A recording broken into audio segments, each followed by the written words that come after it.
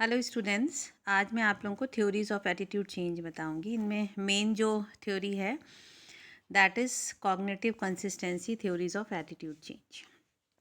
As we all know that attitude is a multi dimensional concept because it has 3 components. ये 3 components कौन कौन से होते हैं, जस्ट रिविजन के लिए बता रही हूँ। Cab model, cognition, affect and behaviour, ये 3 कंपोनेंट्स होते हैं एटीट्यूड के लिए जो मिलकर एटीट्यूड को फ्रेम करते हैं। तो इसीलिए एटीट्यूड को मल्टी डायमेंशनल कॉन्सेप्ट कहा जाता है, क्योंकि इसमें एक से ज़्यादा डायमेंशन होते हैं। डायमेंशन क्या होते हैं? कॉग्निशन हमारे एक डायमेंशन, हमारे अफेक्ट दूसरा डायमेंशन और हमारा बिहेवियर तीसरा डायमेंशन। तो ये जो तीनों डायमेंशन होते हैं ये मिलके एटीट्यूड फॉर्मेशन करते हैं। तो attitude is a multidimensional concept because it has 3 components.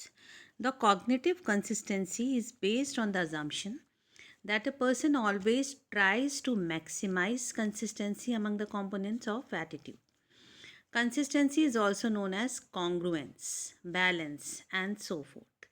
Consistency का जो यहाँ पे नाम दिया गया है, कंसिस्टेंसी से क्या मतलब है? यहाँ पे कंसिस्टेंसी का ये मतलब है कि जो एटीट्यूड के 3 कंपोनेंट्स हैं C, A and B, they should move in the same direction. अगर वो सेम डायरेक्शन में हैं तो हमारे कॉग्निटिव वो एटीट्यूडनल कंपोनेंट में कंसिस्टेंसी है। सपोजिंग अगर हमारे कॉग्निशन ये बोल रहे हैं, हम बिलीव करते हैं कि चाइल्ड रीमैरिज अच्छी चीज़ है, तो हमारा अफेक्ट चाइल्ड रीमैरिज के लिए पॉजिटिव होगा और हम बिहेवियर क्या होगा, हम ये कोशिश करेंगे कि अगर कोई रीमैरिज के लिए हम लोगों को प्रोत्साहित करें। तो ये जो बेसिक कंसेप्ट है, बेसिक किसी कंसेप्ट के लिए जो हमारा कॉग्निशन है, कॉग्निशन के अकॉर्डिंग अगर बिहेवियर है और कॉग्निशन के अकॉर्डिंग ही अगर हमारा अफेक्ट है, तो हम इसे कहेंगे कि हमारे एटीट्यूडनल कंपोनेंट्स में कंसिस्टेंसी है, बैलेंस है या कॉन्ग्रुएंस है। मतलब वो जो हम सोच रहे हैं उसी के हिसाब से हमारी फीलिंग है और वैसा ही हम कर रहे हैं। तो इसको कॉन्ग्रुएंस, बैलेंस या कंसिस्टेंसी बोलते हैं। इसमें कॉग्निटिव कंसिस्टेंसी की बेसिकली 2 थ्योरीज हैं। पहली Heider's POX model and Festinger's cognitive dissonance theory. अब वन बाय वन इन दोनों थ्योरीज को हम आपको एक्सप्लेन करेंगे। पहले Heider's POX model. Heider is known as the father of all cognitive consistency theories. His POX model is his POX model is most popularly known as balance theory.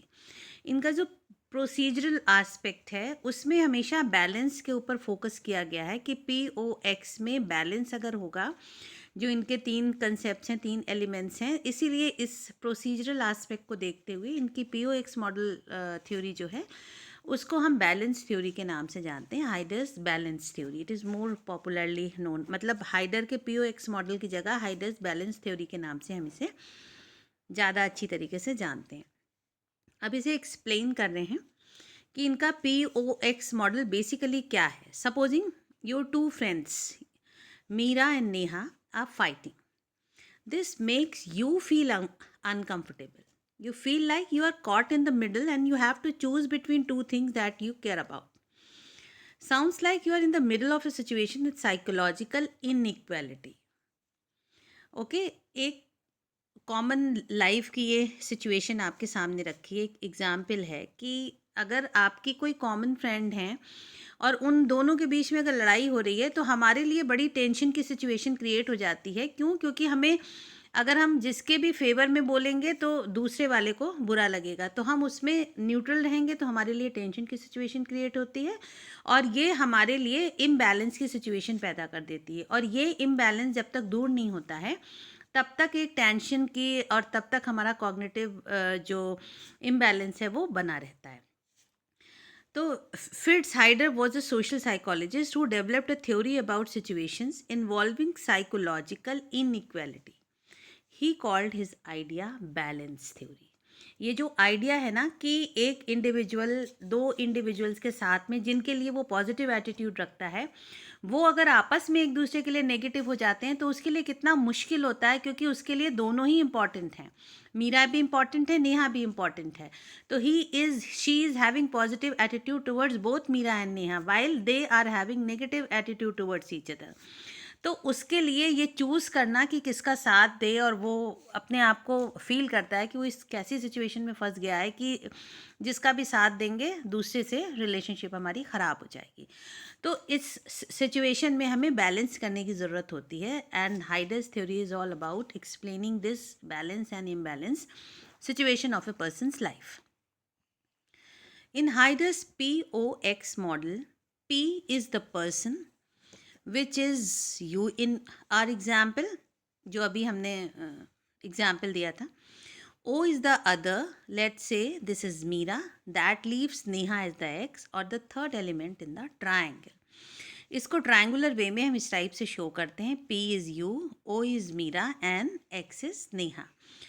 अभी जो हम आपको बता रहे थे उसमें ये था कि P is having positive attitude towards Meera and Neha, while O and X के बीच में there was a negative relationship.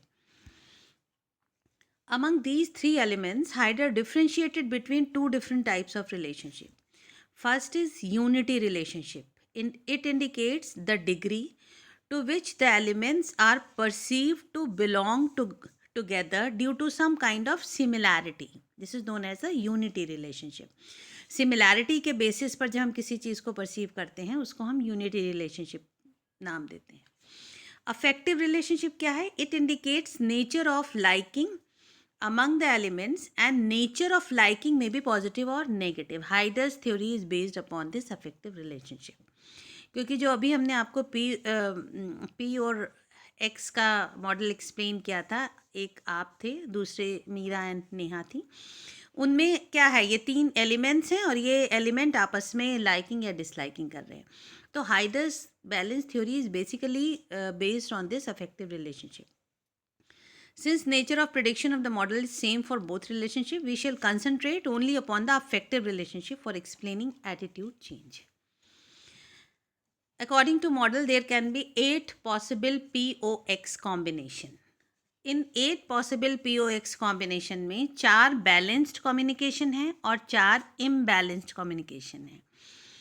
अब balanced और imbalanced को ऐसे तो इनके साइन याद करना मुश्किल हो जाएगा. इनका एक सबसे आसान तरीका है कि अगर इनका मल्टीपल पॉजिटिव में आता है तो ये बैलेंस स्टेट है, और अगर इनका मल्टीपल निगेटिव में आता है तो ये इम्बैलेंस स्टेट है. जैसे यहाँ पे तीनों प्लस हैं, जैसे यहाँ पे तीनों प्लस हैं तो तीनों प्लस का मल्टीप्लिकेशन क्या आएगा? प्लस आएगा. यहाँ पे एक प्लस है और 2 माइनस है, माइनस माइनस प्लस हो गया, इनका आउटकम क्या हुआ? प्लस हुआ. यहाँ पे भी 2 माइनस हैं, 1 प्लस है, आउटपुट इज़ पॉजिटिव. यहाँ पर भी 2 माइनस हैं, 1 प्लस है, आउटपुट इज़ पॉजिटिव. तो जिन ट्रायंगल्स का आउटपुट अगर हम नेगेटिव और पॉजिटिव को लें और अगर उनका जो आउटकम है वो पॉजिटिव आ रहा है, that means it is a balance type of relationship. तो ये जो चारों ट्रायंगल्स हैं, ये चारों ट्रायंगल्स ये किसी इंडिविजुअल के POX एलिमेंट में बैलेंस्ड स्टेट को एक्सप्लेन कर रहे हैं. और ये डिफरेंट तरीके से हैं. जैसे यहाँ पे क्या अंतर है, यहाँ पे P और O एक दूसरे को लाइक करते हैं, लेकिन P X को डिसलाइक करता है और O भी X को डिसलाइक करता है. तो किसी इम्बैलेंस की ज़रूरत नहीं है यहाँ पे. यहाँ सब कुछ बैलेंस चल रहा है. हम और आप एक दूसरे को पसंद करते हैं और हम और आप किसी थर्ड पर्सन को डिसलाइक करते हैं. तो इसमें किसी इनकन्सिस्टेंसी या इम्बैलेंस की जगह नहीं है. यहाँ पे क्या है, P O को डिसलाइक करता है और P X को भी डिसलाइक करता है. तो O और X एक दूसरे को लाइक करें या डिसलाइक करें, हमें कोई फ़र्क नहीं पड़ता. तो ये भी बैलेंस की सिचुएशन है. यहाँ फिर सिचुएशन चेंज होती है कि P O को डिसलाइक करता है और O X को डिसलाइक करता है, लेकिन जो P है वो X को लाइक करता है. तो ये तो की पॉइंट इसमें क्या निकल के आ रहा है कि अगर जो हमारे प्लस या माइनस के साइंस हैं, अगर उनका आउटपुट पॉजिटिव आ रहा है तो वो कंडीशन बैलेंस कंडीशन होगी.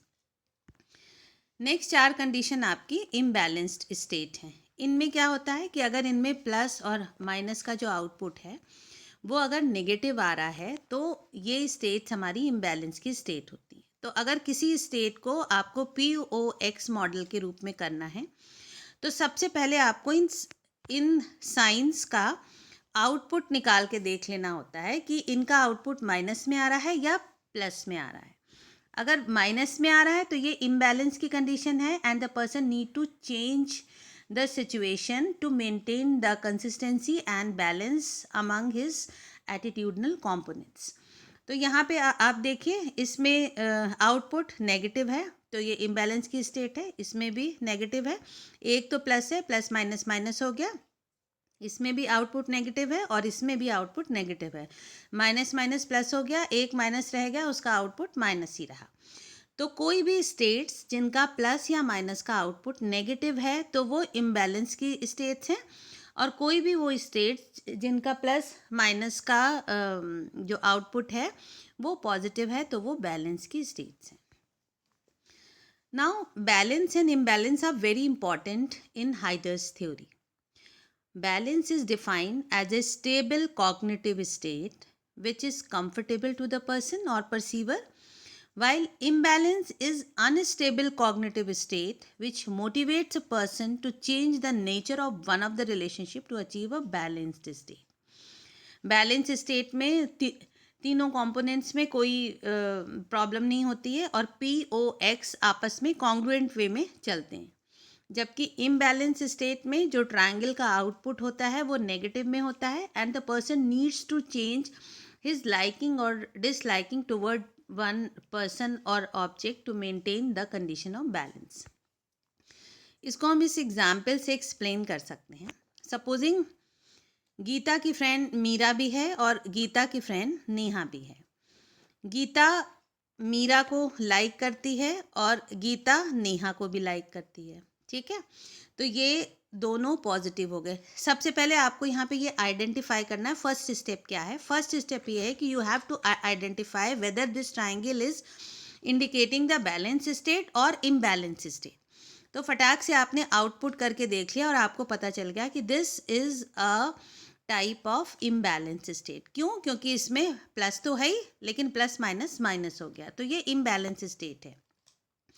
अब इसमें क्यों है इम्बैलेंस ये आपको जानने की ज़रूरत है. गीता मीरा को लाइक करती है और गीता नेहा को भी लाइक करती है, लेकिन मीरा और नेहा एक दूसरे को डिसलाइक करते हैं. तो अब गीता नेहा को लाइक करती है लेकिन मीरा नेहा को नहीं लाइक करती है, तो इसमें P के लिए एक इम्बैलेंस की स्टेट पैदा हो जाएगी, क्योंकि जिस ऑब्जेक्ट को यहाँ पे नेहा एक पर्सन का एग्जाम्पल दिया है, ये X पर्सन भी हो सकता है, ऑब्जेक्ट भी हो सकता है. ऑब्जेक्ट को लेके अगर हम एग्जाम्पल देना चाहें तो यहाँ नेहा की जगह कोई हम ऑब्जेक्ट रख देते हैं. मान लीजिए सिगरेट स्मोकिंग हमने ऑब्जेक्ट रख दिया. तो गीता और मीरा मान लीजिए बेस्ट फ्रेंड हैं, दोनों एक दूसरे को बहुत पसंद करते हैं, लेकिन गीता को स्मोकिंग बहुत अच्छी लगती है लेकिन मीरा को स्मोकिंग नहीं अच्छी लगती है. तो जो मेरी बेस्ट फ्रेंड है और हमें उसके साथ ही अपनी सारी बातें शेयर करनी होती हैं और हमें एक चीज़ बहुत अच्छी लगती है स्मोकिंग, मेरे हिसाब से मेरे कॉग्निटिव सिस्टम के हिसाब से स्मोकिंग बहुत अच्छी चीज़ है, जबकि मीरा के हिसाब से स्मोकिंग बहुत ख़राब चीज़ है. तो हमारे लिए एक टेंशन की सिचुएशन क्रिएट हो जाती है. हमारे POX मॉडल में एक इम्बैलेंस की सिचुएशन, एक इनकन्सिस्टेंसी आ जाती है, और इस इनकन्सिस्टेंसी को दूर करने के लिए गीता को या तो मीरा के लिए निगेटिव एटीट्यूड अपनाना पड़ेगा या उसे अपना सिगरेट स्मोकिंग के लिए एटीट्यूड चेंज करना पड़ेगा.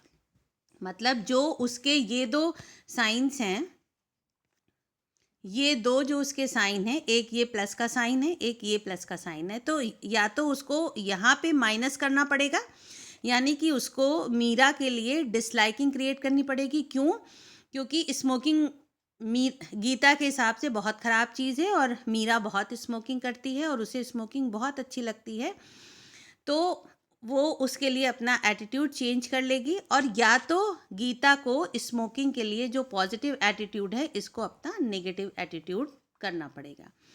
तो इसलिए, और फिर अगर मान लीजिए इन दोनों में से एक भी साइन हमारा माइनस हो जाता है तो हमारा एटीट्यूडनल सिस्टम जो है वो बैलेंस्ड हो जाएगा।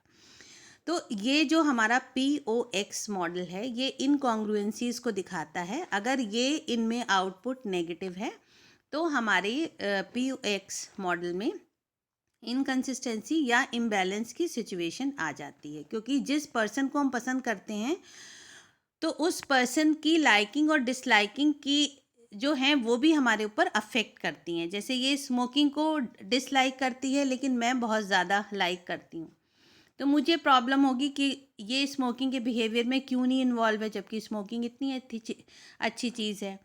तो इसलिए या तो हमें अपनी स्मोकिंग के बिहेवियर को चेंज करना होगा और या तो हमें मीरा के लिए अपना एटीट्यूड चेंज करना होगा। So this is the basic concept of POX model, and this is all about maintaining balance in your POX. P का O के लिए एटीट्यूड होता है, O के लिए लाइकिंग या डिसलाइकिंग होती है, P की X के लिए लाइकिंग या डिसलाइकिंग होती है, और उसके बाद O की X के लिए जो लाइकिंग या डिसलाइकिंग होती है ये इन टोटलिटी डिसाइड करती है कि POX के बीच में एक बैलेंस स्टेट है या इम्बैलेंस स्टेट है। अगर बैलेंस स्टेट होती है तो देयर इज़ नो प्रॉब्लम, लेकिन अगर इम्बैलेंस स्टेट होती है तो the person always tries to restore the balance in this POX model. Otherwise this the state of imbalance is very tension producing for the individual. और ये x person भी हो सकता है, ऑब्जेक्ट भी हो सकता है, और कोई सिचुएशन भी हो सकती है। जैसे किसी सिचुएशन के लिए अगर कोई हमारी राय माने, एक कोई सीन हमारे सामने हुआ, मतलब कोई थर्ड पर्सन हमारे सामने लड़ रहा है, उसके लिए हमें लग रहा है वो उसने उस चीज़ के लिए सही स्टैंड उठाया, मीरा को लग रहा है नहीं उसका स्टैंड उठाना बिल्कुल गलत था, फिर हमारे बीच में डिस्क्रिपेंसी हो गई। तो ये जो POX के बीच में जो ये पॉजिटिविटी या नेगेटिविटी मतलब लाइकिंग या डिसलाइकिंग होती है, ये इन टोटलिटी बैलेंस की स्टेट को बताती है। And this is all about hiders theory of maintaining balance in these 3 elements. Now there are some limitations of Hyder's theory. Number 1, relationships are perceived as bipolar, no options of degree of relationship. इसका ये मतलब है हाइडर ने balance relationship को bipolar माना है कि मतलब अगर किसी को हम लाइकिंग करते हैं तो लाइकिंग ही होती है, डिसलाइकिंग होती है तो डिसलाइकिंग होती है। मतलब किसी को हम ज़्यादा लाइक कर सकते हैं, किसी को कम लाइक कर सकते हैं, किसी को डिसलाइक कर सकते हैं। तो जो हमारी ये डिग्री होती है ना, इससे भी हमारा P और X मॉडल डिटर्मिन होना चाहिए। मान लीजिए कि हम इस वाले एग्जाम्पल में मान लीजिए गीता मीरा को लाइक तो करती है लेकिन इतनी ज़्यादा लाइकिंग नहीं है कि वो ऑब्जेक्ट के लिए उसकी अगर नेगेटिव है तो उससे कोई फ़र्क नहीं पड़ता है कि उसका पॉजिटिव है लेकिन वो नेगेटिव सोचती है, क्योंकि यहाँ पे जो उसकी लाइकिंग का स्टेटस है वो डिटर्मिन करेगा कि O और X के बीच में क्या रिलेशनशिप है। लेकिन हाइडर की थ्योरी में डिग्री के ऊपर फोकस नहीं किया गया है, मतलब क्या उसका मैग्नीट्यूड होगा। लाइकिंग है तो कितनी लाइकिंग है, अगर हम किसी को बहुत ज़्यादा पसंद करते हैं तो उसके लिए बहुत ज़्यादा पॉजिटिव हो जाते हैं, तो उसकी लाइकिंग या डिसलाइकिंग हमारे ऊपर ज़्यादा इम्पैक्ट छोड़ेगी। तो ये जो मिडवे है इसका कोई ऑप्शन नहीं है हाइडर्स की थ्योरी में। Second is it does not predict which of the several ways of restoring balance will occur. मतलब जैसे हमने ये आपको ये बताया कि यहाँ पर या तो यहाँ पे इसको माइनस करना पड़ेगा, गीता को मीरा के लिए नेगेटिव एटीट्यूड अपनाना पड़ेगा, या यहाँ पे इसको नेहा के लिए नेगेटिव एटीट्यूड अपना पड़ेगा। लेकिन हाइडर की थ्योरी ये प्रिडिक्ट नहीं करती है कि पर्सन इन दोनों ऑप्शंस में से किस ऑप्शंस को चूज करेगा to restore the balance in his attitudinal system. This is not clear. Number 3, no provision for handling complex cases.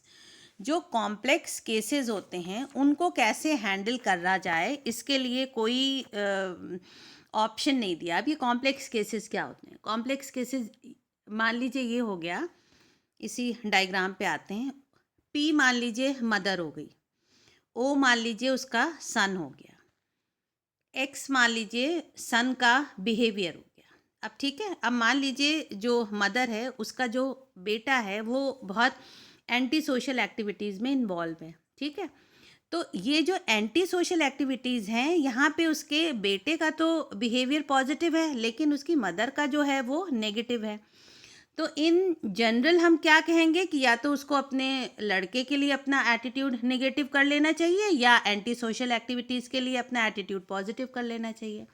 लेकिन इस लाइफ की रियल सिचुएशन में इट इज़ नॉट पॉसिबल, क्योंकि एक मदर का जो लव होता है दैट इज़ अनकंडीशनल लव, वो अपने बेटे से या बेटी से बिल्कुल डिटैच नहीं हो सकती, उसे छोड़ नहीं सकती। वो हमेशा ट्राई करेगी कि उसका लड़का उस बिहेवियर को छोड़ दे, और ना ही उसका जो बिहेवियर होगा वो एंटी सोशल बिहेवियर्स के लिए पॉजिटिव होगा। तो यहाँ पे जो इम्बैलेंस की स्टेट है वो एज इट इज़ रहेगी, और वो जो मतलब उसमें रिस्टोर करने की कोशिश करेगी, वो उसका रिस्टोरेशन पॉसिबल नहीं है, क्योंकि लड़का भी उसके लिए उतना ही इम्पॉर्टेंट है। और लड़का जो गलत संगत में फंस गया है, या मान लीजिए एंटी सोशल एक्टिविटीज़ करता है, वो भी वो छोड़ने को नहीं तैयार है।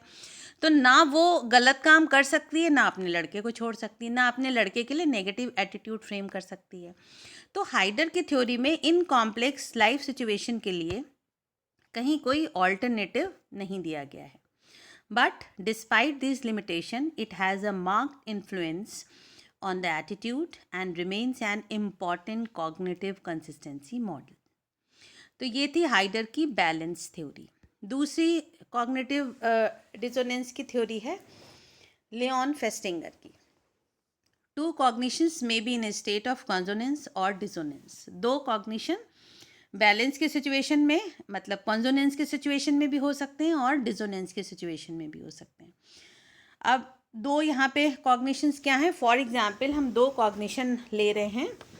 साइकोलॉजी एक डिफ़िकल्ट सब्जेक्ट है, और अगर हमें टॉप करना है, यूनिवर्सिटी टॉपर बनना है, तो मुझे थ्रू आउट द ईयर पढ़ना होगा। ये दो कॉग्निशन है। साइकोलॉजी टफ सब्जेक्ट है, इसलिए मुझे थ्रू आउट द ईयर पढ़ना पड़ेगा। ये हमारे कॉन्सोनेंट टू कॉग्निशंस हैं।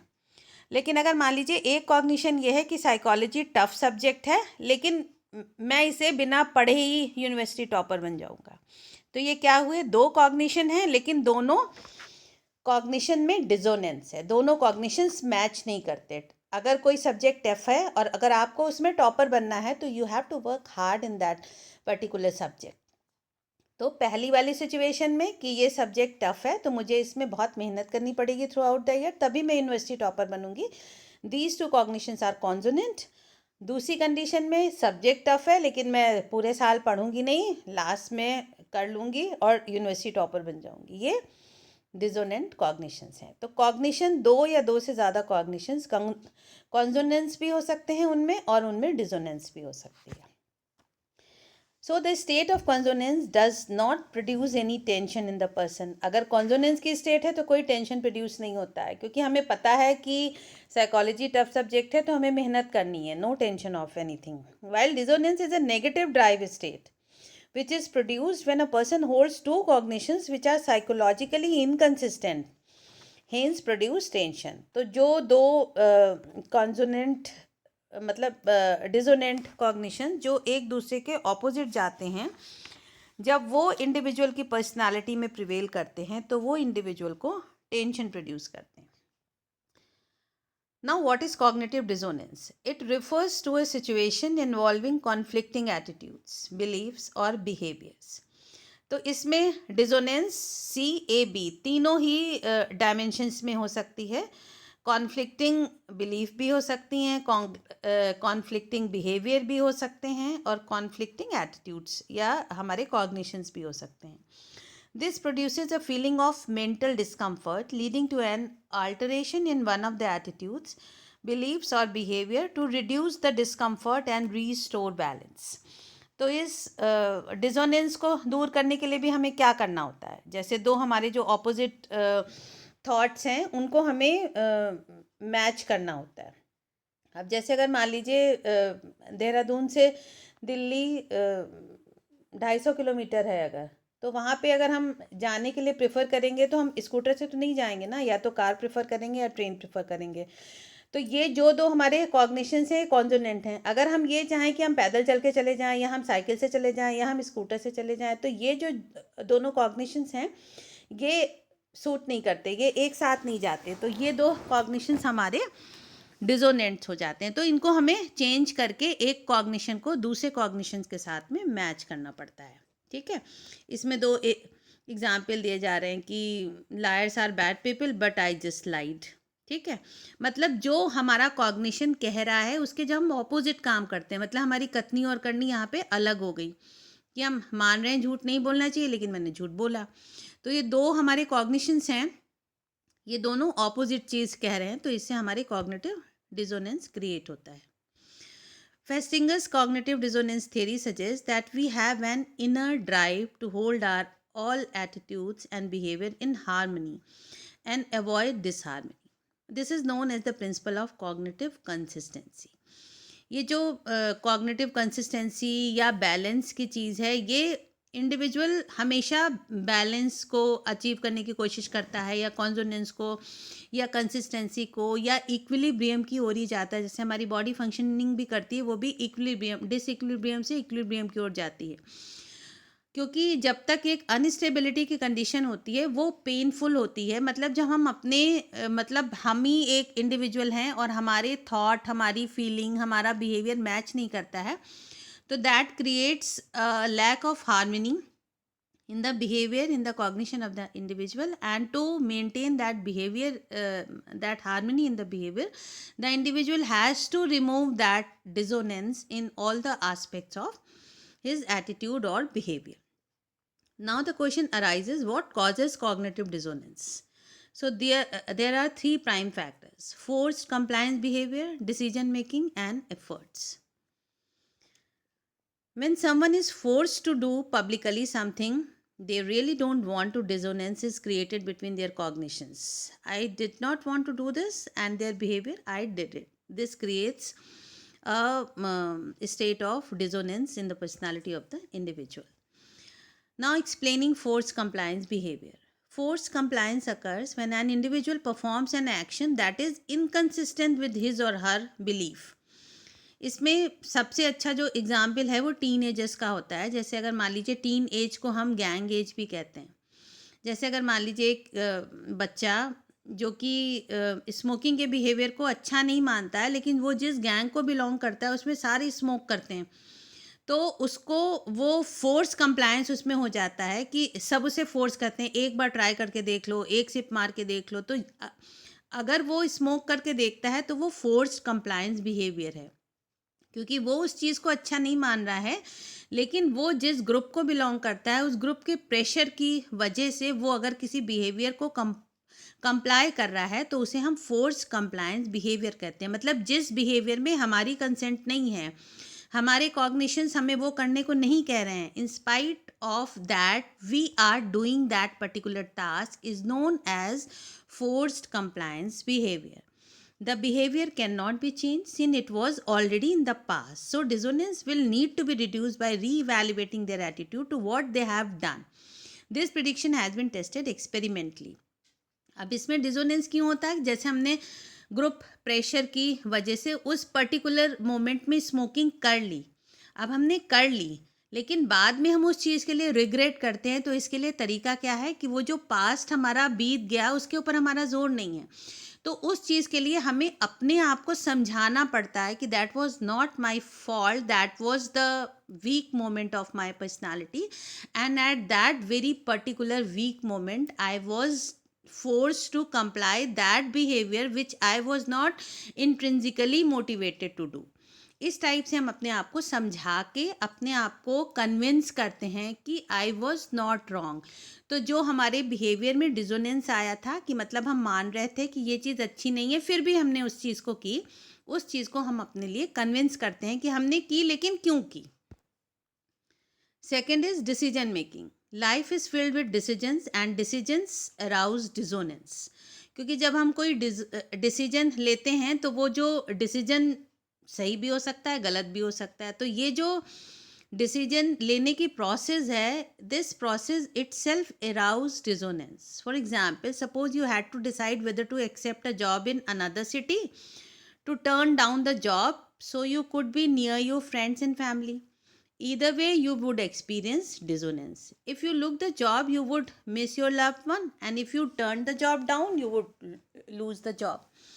तो इस कंडीशन में भी क्या है कि हमारे पास एक और, इसको हम ये भी बोल सकते हैं, हमारे लिए अप्रोच एंड अवॉइडेंस वाली सिचुएशन होती है कि एक और तो हमारे लिए अप्रोच क्या है कि हमें जॉब, बहुत अच्छी जॉब मिल गई है लेकिन वो दूसरे शहर में मिली है।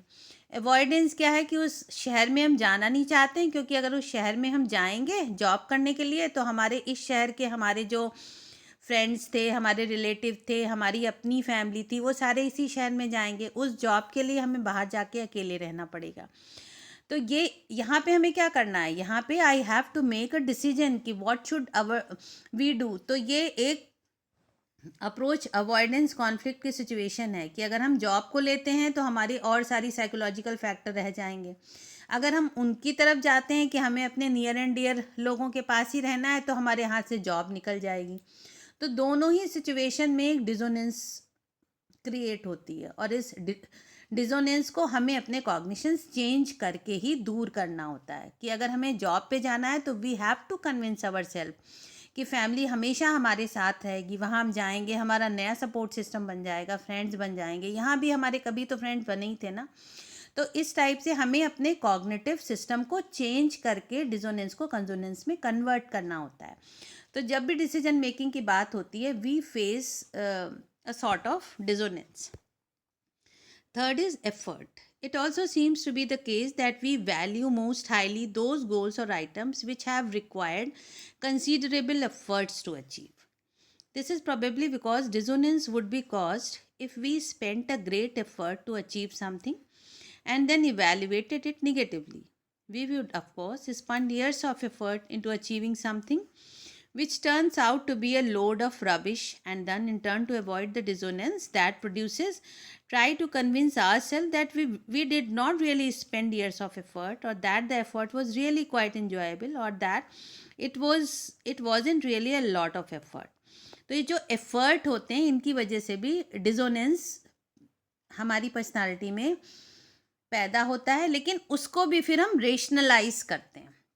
हालांकि जो रेशनलाइजेशन है ये भी एक टाइप का ईगो डिफेंस मैकेनिज्म है, लेकिन ये रेशनलाइजेशन हमें अपने डिसोनेंस और हमें अपने इम्बैलेंस को हटाने के लिए बहुत हेल्पफुल होता है। We have to logically give the explanation what is the cause of our failure, या अगर हमने किसी चीज़ में बहुत एफर्ट लगाए लेकिन फिर भी उस चीज़ का हमें वो रिज़ल्ट नहीं मिला, तो हमारे पास क्या क्या रास्ते हो सकते हैं खुद को जस्टिफाई करने के लिए कि नहीं हमने उतने एफर्ट नहीं किए, या वो चीज़ अगर मिल भी जाती तो हमारे ऊपर कोई इतना फ़र्क नहीं पड़ता। मतलब हमें किसी तरीके से अपने आप को जस्टिफाई करना है, क्योंकि दूसरों को सेटिस्फाई करना उतना इम्पॉर्टेंट नहीं होता है जितना हमें खुद को सेटिस्फाई करना इम्पॉर्टेंट होता है कि हम अपने आप को कैसे जस्टिफाई कर रहे हैं। मान लीजिए हम IAS के एग्ज़ामिनेशन में बैठे और हमने उसमें बहुत एफर्ट लगा दिए, फिर भी हम वो एग्ज़ामिनेशन पास नहीं कर पाए, तो हम कैसे अपने एफर्ट्स को जस्टिफाई करेंगे।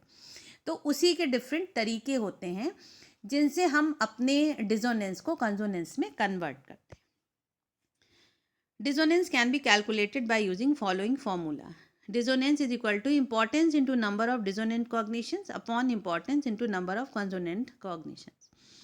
अब ये नंबर ऑफ कंसोनेंट कॉग्निशन जितने ज़्यादा होंगे और वो जितने इम्पॉर्टेंट होंगे, उनका प्रोडक्ट जितना ज़्यादा होगा उतना ही डिसोनेंस ज़्यादा होगा। और अगर ये ज़्यादा हुआ नंबर ऑफ कंसोनेंट कॉग्निशन, अगर उनकी इम्पॉर्टेंस ज़्यादा हो गई तो ये डिसोनेंस की मात्रा कम निकलेगी। तो मतलब ये जो dissonance is the product of, is the ratio of importance of number of dissonant cognition and importance of number of consonant cognitions. तो number of consonant cognition जितने ज़्यादा होंगे डिसोनेंस उतना कम होगा, और number of dissonant cognition जितने ज़्यादा होंगे डिसोनेंस भी उतना ज़्यादा होगा। ये सिंपल फॉर्मूला है डिसोनेंस को कैलकुलेट करने का। So it is clear that more nearly equal the relative proportion of consonant and dissonant cognitions, the greater will be the magnitude of dissonance. On the other hand, if there are only few dissonant cognitions and many consonant cognition, the magnitude of dissonance will be relatively low. This is the simple formula of calculating cognitive dissonance. Now, how can we reduce our dissonance? Number 1, change a behavioural cognitive element. जो हमारा behavioural cognitive element है, अगर हम उसको change कर लें तो हमारा जो डिसोनेंस है वो हमारा कम हो जाएगा. For example, if Sita smokes but think it is bad for her health, she may stop smoking and can reduce her dissonance. Second is changing an environmental cognitive element. मतलब अगर हम इन्वायरमेंट को चेंज कर दें तभी भी हमारा जो डिसोनेंस है वो चेंज हो जाएगा. Third is adding new cognitive element. मतलब जो हमारे कॉग्निशंस की वजह से हमें डिसोनेंस हो रहा है उसमें अगर हम कुछ नए एलिमेंट्स को इंक्लूड कर लें, वही जो रेशनलाइजेशन वाली बात थी कि हम कुछ इसमें लॉजिकल एक्सप्लेनेशंस को एक्सप्लेन कर लें. जैसे इस एग्जाम्पल में यही दिखाया गया है कि I know I am diet but I can always exercise extra to do work this off. मतलब अगर कोई डाइट कर रहा है तो एक टेंशन हो जाती है कि मैं डाइट कर रही थी लेकिन फिर भी मैंने बहुत ज़्यादा खा लिया. तो अब इसमें ये this has already been done, तो इसमें अगर हम एक नया कॉग्निटिव एलिमेंट डाल दें कि कोई बात नहीं, चलो हम वर्कआउट ज़्यादा कर लेंगे, तो जो मैंने एक्स्ट्रा खा लिया है डाइटिंग के बावजूद भी वो उतनी कैलोरीज हम एक्स्ट्रा वर्कआउट करके बर्न कर लेंगे. तो ये जो हमारा एक्स्ट्रा कॉग्निटिव एलिमेंट है ये हमारे कॉग्निटिव डिसोनेंस को रिड्यूस कर देगा. Fourth is engaging in trivialization. Trivialization क्या होता है? किसी चीज़ की इंपॉर्टेंस को अगर हम कम कर देते हैं, इसको ट्रिविलाइजेशन करते हैं. तो for reducing dissonance, the person can engage in this process in which he can conclude that attitude or behaviors in questions are trivial or not important. तो अगर हम किसी चीज़ को ये कंसीडर कर लेते हैं कि ये चीज़ मेरे लिए इम्पॉर्टेंट ही नहीं है, तो हमें फ़र्क नहीं पड़ता कि उस चीज़ में वो चीज़ हो रही है या नहीं हो रही है. तो किसी चीज़ की इम्पॉर्टेंस को अगर हम कम कर दें तभी भी हमारा कॉग्निटिव डिसोनेंस कम हो जाएगा. तो these were the 4 major ways to reduce the dissonance of the system or cognitions or attitudes. ये references हैं and that's all for now. Thank you.